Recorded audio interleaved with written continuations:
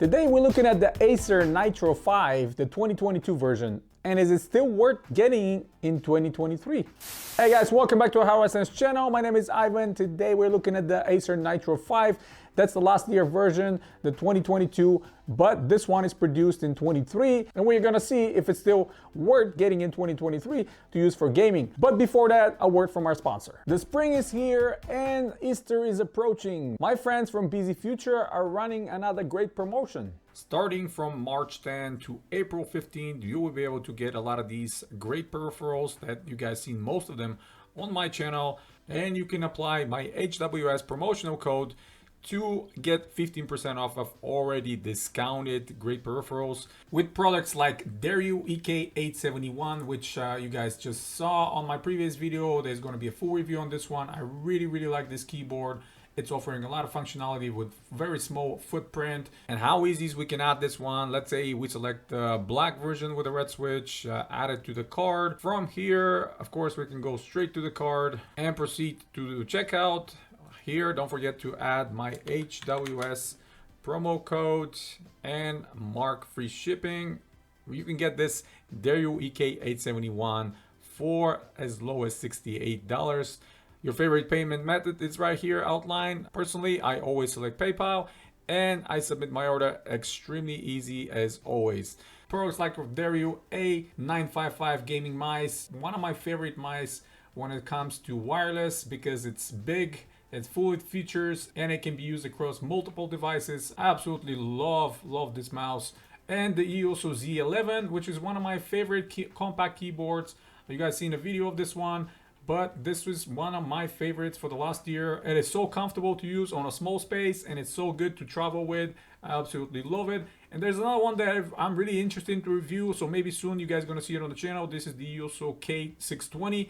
This is another 87 key backlight mechanical keyboard that it's compact, but it's giving you some more functionality on the side. So a lot of very nice peripherals that you can pick up right now. Game controllers, headphones, keyboards, other mice, and everything else. Just remember the promotion is running between March 10th and April 15th for this new Easter spring event. And just like as always, we're gonna check out what's inside the box. We're gonna do a quick unboxing. We're gonna see what kind of accessories Acer are providing with this model. We're gonna open it, see what kind of internals we're looking at. We're gonna go through the ports. We're gonna see what we can upgrade. Can we add more memory? Can we add more storage? Because this one is kind of on the lower end, comes with only 8 gigabytes of RAM and only one NVMe storage, which is 512 gigabytes. We're looking at Intel 12th generation 12500H, and we're looking at RTX 3050 inside, which is kind of on the lower end, only 4 gigabytes on board.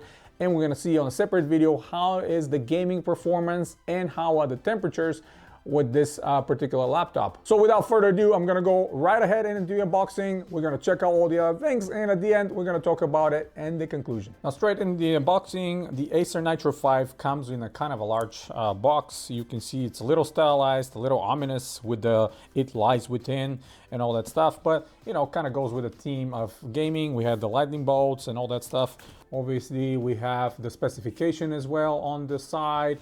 And let's quickly open it up and see what we have in the box. So before I pull it out, you can see how it's packed. We have high quality foam where the laptop lies within. It's packaged in a soft shell as well. We have some paperwork here, you can see. And off to the one side where we have a box with the accessories, we're gonna see what's inside. But let me go ahead and pull that out. And before we move to the internals, you see my box came slightly damaged, but because of how well it's packaged, there's no damage of the laptop inside. And here is the laptop, how it's packed. You see how well protected it is with the foam, with the cover. Before that, let's look at this. We have a quick start guide or setup guide. Those of you that don't know how to start their laptop, you will see some explanation here with the keys and some of the ports right here. Interesting, we can see the manufacturing date of this particular unit is January 16 of 23. So this year, fairly recent. And let's see what's inside this envelope. Okay, we have some Planet Night stickers, some game inspired stickers, so pretty cool, I guess. We have the Acer Passport, International Travelers Warranty, and some other warranty information. And if you don't know, Planet 9 is a gaming service that I guess Acer are involved. Now, before we unpack the laptop, let's see what's inside the box. And this is the box with the accessories. we have a power charger or power brick. This one is made by Delta and it's delivering 180 watts. Fairly compact, slim. At the end, we have a barrel style charger. It's not USB-C and fairly thin compared to some of the other ones I've seen lately. We have a regular Mickey Mouse cable. So if you're traveling, you can just buy an extra cable like this, European or Australian or UK style, and just plug it in into the power brick, no problem. The surprises don't stop here, and I'm very, very happy to see what Acer are providing, and kudos to Acer for even a lower budget-friendly gaming laptop to provide these kind of things. We'll see we have the cable and the attachment for SATA 3 SSD drives, and of course, as always, I'm going to be installing one of those inside to expand the storage. Here we have the screws. So these screws are hard drive upgrade screws, or these are the screws so you can install that SSD drive inside. Excellent. They're providing you everything you need to have to expand your storage, because the one 512 gigabyte NVMe storage on board is not going to be enough. Obviously, if you want to play a lot of games, you want to have a separate storage. And finally, last but not least, we have a keychain. I mean, no other company lately have provided any kind of stuff like that. I mean, honestly, back in the day, it was kind of common to see companies giving you a lot of this kind of flair, but this is a Nitro keychain or hang tag, super nice with metal clips. They didn't have to do this, but they did, and I really appreciate that. So now, let's see, we pull these apart, and every time I see an Acer laptop, they come in this super soft recycled cloth cover, which you can use to clean up some of the fingerprints as well. Very nice, and you can travel with it and prevent the laptop from scratching. I've mentioned that many times before in my videos, why I care so much about these covers. So here it is, a little different design than what I've seen before. I remember the 2021 Nitro had a little bit of a different design, a little bit more in your face. This one is again all completely plastic, but it's more muted. Tiny Acer branding right here, tiny Nitro branding in the back. We have these red and blue lines going through, kind of like lightning bolts, and tiny bit of a digital code written sort of effect. I really like what they've done here. Fairly slim. On the right side, in the back, we have a vent. We have two USB 3.2 Gen 2 ports, and we have some light indicators right here for charging and the better indicator, and nothing else. The front port right here is staying alive even the laptop is turned off, so you can charge your phone, one of those features. And if we flip it on the left side, from the back we have the Kensington lock, we have another vent, we have RJ45. Unfortunately, the orientation is not my favorite because the clip is on the bottom, but that's okay. And we have another USB 3.2 Gen 2 right here, plus a combo 3.5mm headphone jack and microphone here, and nothing else. Now in the back, both left and right sides, we have two vents, and from right to left we have the power plug, we have USB-C / Thunderbolt 4, and finally we have the HDMI port right here. The good news, HDMI port is directly linked into the RTX 3050 on NVIDIA, and the Thunderbolt 4 is linked to the iGPU of the Intel 12500H. Finally, if you flip it around, on the bottom we're gonna see a lot of ventilation sitting on top of the GPU and the CPU vents. We have a lot of perforations where the memory is. Of course, as always, we're gonna open it, see what else we can upgrade and how the upgrade is done.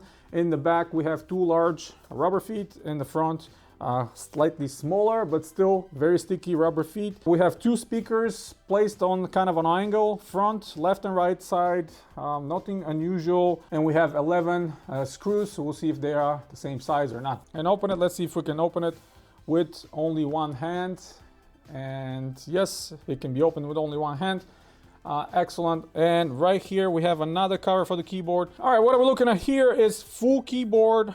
Only backlight here is red, no RGB, no other changes of the color. It's their team, they kind of love their red color. And we have some stickers, Intel Core i5 and NVIDIA RTX on the right side. On the left side we have a larger one where it says HDMI 2.1. Of course we have, and Thunderbolt full function, Thunderbolt 4 in the back, which means data, video, and all that stuff. Dual fan, dual exhaust, killer Nick, NitroSense, that's the software to manage some of the performance modes and quiet mode and all that stuff, and fan speed. And we have the M.2 support plus hard drive slot, which means SSD. Obviously, we're not going to put any hard drives, but I mean, for whatever reason, if you want to put a hard drive, by all means, you can do it. But storage is so cheap now, just get yourself a 1 terabyte or more SSD drive for less than $50 and plug it in and enjoy gaming. We have emphasized W, A, S, and D and arrow keys, which I really like. We have dedicated and button, which this launches the Nitro Sense. Power button is part of the keyboard. Not big fan of this, but at least it's all the way in the corner above the numeric pad. So that way it's kind of out of your way. We have DTS-X right here, little branding. I'm not sure how much these speakers will provide DTS-X, but that's okay. And more perforations above the keyboard for extra ventilation. The air is going to get sucked through to exhaust in the back. A little sticker right here underneath the screen, which says Full HD and 144 Hertz. And this is one of the best features here I'm going to mention multiple times throughout the video. Most of the manufacturers are giving you a lower rated screens for these lower end hardware gaming laptops. 60 Hertz, 120 Hertz if you're lucky, but 144 Hertz is actually perfect, because that way I'm going to be able to now test fully how this laptop performs with this built-in screen, 144 Hertz, and how it's going to perform when I plug in an external monitor hooked up directly into the HDMI port, which is again connected to the NVIDIA graphics card. And that way we're going to be surpassing Optimus. Unfortunately, no mux switch here. Most manufacturers are not providing mux switch for these lower end gaming laptops, unfortunately, because this is kind of robbing you from a lot of frames, because I'm sure the RTX 3050, it's pretty potent to deliver some respectable gaming if you lower down some of the settings on your games. But the only way we can see and achieve the maximum will be hooking up an external monitor, and I'm going to be testing that as well in a future video. The touchpad is sort of large and doesn't rattle, which is very good to see. It's plastic. Pretty much everything is plastic what you see here. There's nothing premium or anything like that, but for the price tag, I'm not expecting it to be. Speaking of the price tag, I think at $800, this is overpriced. Why am I thinking it's overpriced? Because the 4050 laptops are just coming out now, and they're around the same price, and that one is going to be much more powerful of this one. But at $800, I will skip that one and not go for it. One thing that kind of bothers me, if you see how they have created this kind of lip, which is super sharp, and you got to be careful of this plastic not to hit anything or hit yourself with it or drop the laptop on you, because it's going to cut you. You definitely want to travel with some very padded and sturdy laptop cases. They could have avoided this and make it more smooth or flat, but I guess for a more stylized look, they created this kind of a lip over here, and this is the only thing that kind of bothers me with the design. The rest of it looks fine. The hinges look fine. They're pretty sturdy and overall pretty compact, considering this is a gaming laptop. Now, before we turn it on, we're going to flip it around, see what the internals look like, see what we can upgrade. Now, after removing the 11 screws, which you see, by the way, they're all the same size, which is excellent. That way you're not going to mess around with the location and not going to be wondering which one is going which. The best thing is to start is from the back. This is not the easiest to disassemble, I can tell you that, but the back side, you have to pull this Nitro branded plastic cover from the hinges, put it to the side, and after that, start on the back side with your prying tool or whatever you have, something plastic, make sure it's not metal so you don't damage it, and just pull from the back side. After that, it's fairly easy. And if I flip this around, you will see how great of a job they've done here. Perforations pretty much everywhere. You need that air to be coming through. We have two very thick and very large heat sinks that are on top of the NVMe drives. Of course, we have only one NVMe drive currently installed, but if you install a second one, that one is going to be covered as well, and we have thermal pads on top of it. Excellent to see. We have some soft padding where the battery is, and soft padding where the 2.5 hard drive or NVMe drive will sit. And if we look at the internals, we're gonna immediately notice a few things. Like I already mentioned, we have a secondary, fully functional and connected NVMe drive location. So this way you can not only expand with 2.5-inch drive, but with NVMe drive as well. Right here at the moment, we have a Micron NVMe drive, 512 gigabytes, like I mentioned. And right next to it is the Killer NIC 1650i, which of course is Intel AX201. And let me maybe bring it a little bit closer so you can see the details. Right here, Micron NVMe drive and Killer NIC 1650i, or AX201 by Intel. On top are the two fans, and each one of them have two thick copper heat pipes. The CPU and the GPU, they're all covered with heat sinks, and the memory is covered with the metal shielding, which I'm going to pull right away and see what memory we have. And it's held by a screw as well. The backside is black and covered with plastic. I'm not sure why. But right here we have two slots, which means automatically we can upgrade our memory. And currently the memory they have used here is single rank, single side SK Hynix memory, 8 gigabytes. I will be upgrading this one with another 8 gigabytes, and we will have a 16 gigabytes right here. The caddy is held by 4 screws. Having the option to install extra NVMe drive and extra SSD drive is amazing. You guys saw a couple of months back I reviewed a Dell laptop that costs 3 times as much as this one, and they don't have either one of these options. We have 58 watt hour battery right here. For those of you that care, I've mentioned that many times before, I'm not planning on gaming while I'm on battery, but if you want to do some work and stuff like that on the road on the battery, I'm sure you can squeeze at least 4 to 5 hours while using the internal iGPU, browsing and using some office work. So we can see right here, this is where we need to plug the cable for the provided SATA adapter. With the provided adapter and 4 screws from Acer, it's going to be extremely easy to install this SSD drive. So this is how you're going to go ahead and just plug in the SATA adapter into the SSD drive to be like that. From here you can grab the caddy, which is kind of a metal shielding, and just screw the 4 screws they've provided you. Now you have to remember, very important, when you're mounting this cable, kind of hard to see, but you will see where the metal tips of the ribbon cable are on the other side. It's just blackened. And in the front, all the contacts right here. So these contacts have to match the contacts on the motherboard. So this cable need to face down in this situation. So when you plug it in, make sure the cable is plugged all the way in, and then you latch it back into the place. In the cable they're providing, you will see that it's pre-folded right here, so that gives you an idea how you can fold. The cable will remain in the bottom when you install it, kind of out of the way, very neatly with no problem whatsoever. So now with the connector and cable in place, you can see everything is mounted where it needs to be. The cable is not even visible. It's showing tiny bit here on the side. So let's go ahead now and upgrade the memory. Then we're gonna put it together and turn it on and see how it works. And as for the memory, to keep things on a budget like we want to, we're gonna keep our existing SK Hynix memory. And I have another leftover memory from a different laptop.